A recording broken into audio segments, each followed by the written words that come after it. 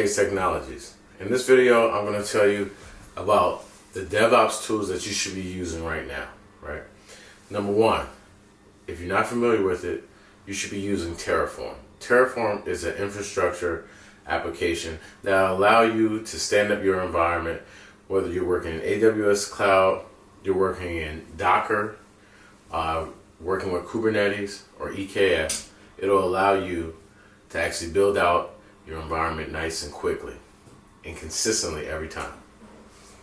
The next application I want to tell you about is Docker. If you're using containerization, Docker is a great way to go. You can use Docker Compose or Docker Swarm to actually manage your entire stack. Or you can deploy your Docker instances within the next one, Kubernetes.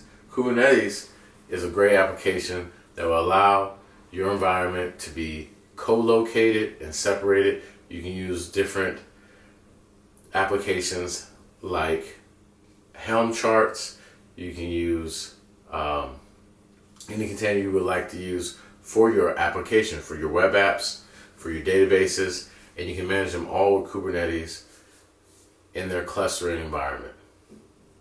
The next one I would like to mention is GitLab. GitLab provides a nice way for you to not only have a repository for your code, but an excellent environment for you to actually deploy items to the cloud, to your physical infrastructure, to your Docker infrastructure.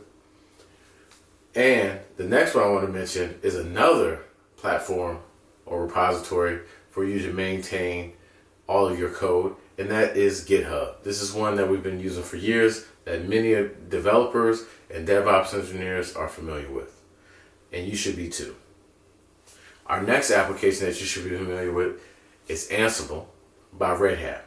This software will allow you to deploy not only to servers via different operating systems, be it Windows or Linux. You can also maintain those servers with updates, packaging, and any other thing that you could think of, down to just shell commands. In addition to working with operating systems, you can actually work with network devices like routers and switches, whether it's Palo Alto, Cisco, or any other networking provider that they work with and they have modules for. You can deploy updates, you can get configuration data off of those devices like showrun to see the actual operating config on those devices. You can also deploy to those devices and make changes. All right. Do you have any other ones that you would like to suggest or add to this list? If so, comment in the bottom. And remember, subscribe and then hit that bell so that you can get all the notifications when I come out with something new. Thank you.